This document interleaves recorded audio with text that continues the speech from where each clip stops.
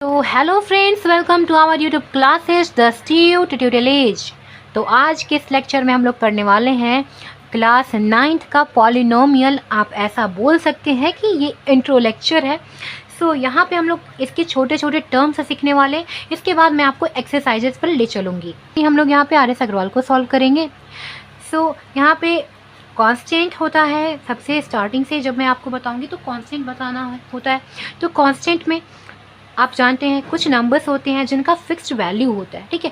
जिसका fixed value होता है उसको कांस्टेंट कहते हैं। जैसे 8 हो गया, -4 हो गया, 5/8 हो गया और -9/4 हो गया। इसमें पाई भी आता है, पाई भी एक कांस्टेंट ही है। अब आप आते हैं वेरिएबल्स पर। तो वेरिएबल जैसे एक्स वाई हो जाते हैं। इन सबको आप देखते ही हो इक्वेशंस वगैरह में।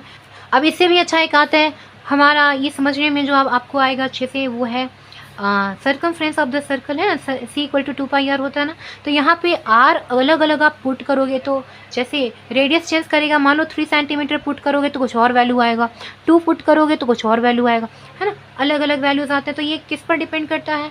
R पर डिपेंड करता है। R इसलिए क्या बोलते हैं, वेरिएबल है, उसका अलग अलग वैल्यू डालोगे तो ये चेंज करता चला जाता है। यहाँ पे बोल सकते हैं कि R क्या है, वेरिएबल है। C क्या है, वेरिएबल है। ये R पर डिपेंड करता है, जितना R होगा उतना ही ये होगा। ये दोनों क्या होते हैं, वेरिएबल पार्ट है। जबकि 2 और पाई यहाँ पे क्या है, कांस्टेंट पार्ट है। तो अब आप इसके बाद समझोगे अलजेब्रिक एक्सप्रेशन जो हम लोग यूज़ करने वाले हैं, प्लस माइनस मल्टीप्लाई और डिवाइड। इन सभी को क्या कहते हैं, अलजेब्रिक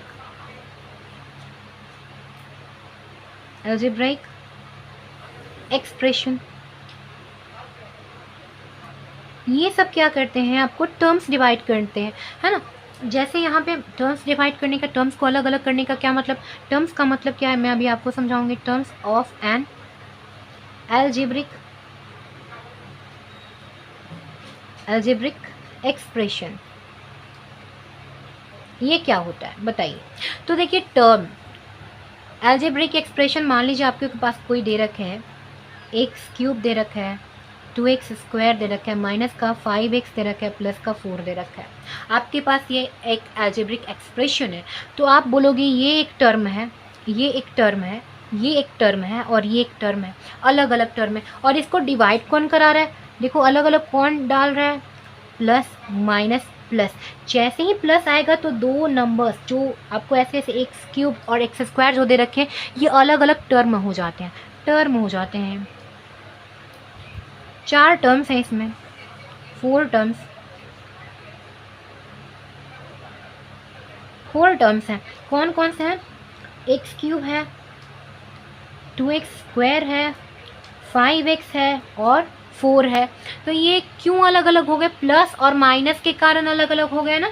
तो प्लस माइनस क्या करते हैं, आपको ये टर्म को अलग अलग कर देते हैं। जो भी आपके पास एक्सप्रेशन है वो टर्म को अलग अलग करने के लिए होते हैं। अब आपके पास ऐसी एक पॉलिनोमियल टॉपिक आता है, पॉलिनोमियल्स। तो इसमें क्या होता है, तो देखिए पॉलिनोमियल में बेसिकली आपको देखने मिलते हैं वेरिएबल, और ये जो सारे वेरिएबल हैं इनके कुछ पावर्स होते हैं, डिग्रीज होती हैं, है ना। तो ये क्या होते हैं, नॉन नेगेटिव पावर्स। पॉलिनोमियल किसे कहेंगे, एक्सप्रेशन, मैं शॉर्टली लिखवा दे रही हूँ। एन अलजेब्राइक एक्सप्रेशन आप लिख सकते हो जिसके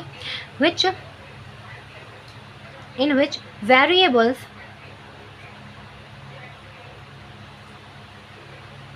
have only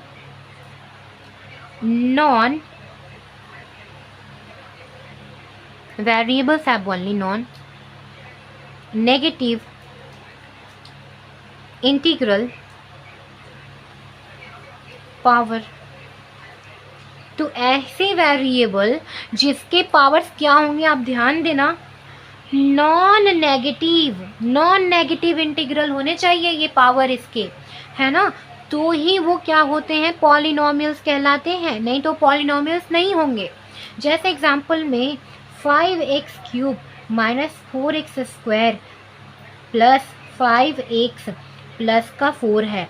तो यहाँ पे देखो, यहाँ पे एक ही वेरिएबल आपको दिख रहा है जो एक्स है, अलग अलग डिग्रीज में, अलग अलग पावर्स में। अब इसके आप पावर्स को ध्यान से देखो, ये +3 है, ये +2 है, और ये यहाँ पे कुछ भी नहीं है, मतलब क्या है, यहाँ 1 है, +1 है। तो ये सभी की पावर्स क्या है, पॉजिटिव हैं, तो इसीलिए क्या होंगे, पॉजिटिव पावर्स हैं। सो ये पॉलिनोमियल है, क्या है, पॉलिनोमियल है। देखो अगर ऐसे ही मैं बोलूँ 5x का 1/2, 3x का पावर 2 प्लस 5x का पावर -3, कुछ ऐसे ही दे दूँ, 6x है ना, कुछ ऐसे ही आपको मैं दे दूँ, तो आप क्या बोलोगे, आप चेक करोगे पॉलिनोमियल है कि नहीं है। तो आप सबसे पहले देखोगे कि क्या इसका पावर पॉजिटिव है, तो हाँ है। तो पर क्या ये फ्रैक्शन में तो नहीं है, सिर्फ इंटीग्रल मेरे को चाहिए, तो ये फ्रैक्शन में है, सो ये नहीं होगा। ऊपर से यहाँ पे देखो नेगेटिव दे रखा है, तो नेगेटिव होगा, फ्रैक्शन में होगा, तो हम लोग क्या बोल देंगे कि नॉट पॉलिनोमियल, नॉट पॉलिनोमियल, है ना, ये पॉलिनोमियल नहीं है।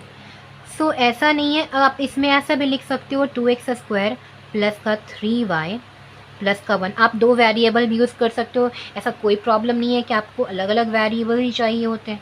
तो ये x एंड y दो वेरिएबल है, टू वेरिएबल, बट यहाँ पे मेरे को चेक करना है क्या ये पॉजिटिव है, तो हाँ पॉजिटिव है।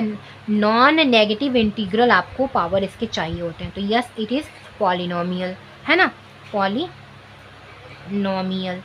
है ना। तो आपको ऐसे चेक कर लेना है कि पॉलिनोमियल है या नहीं। अब इसके बाद एक कोएफिशिएंट होता है, कोएफिशिएंट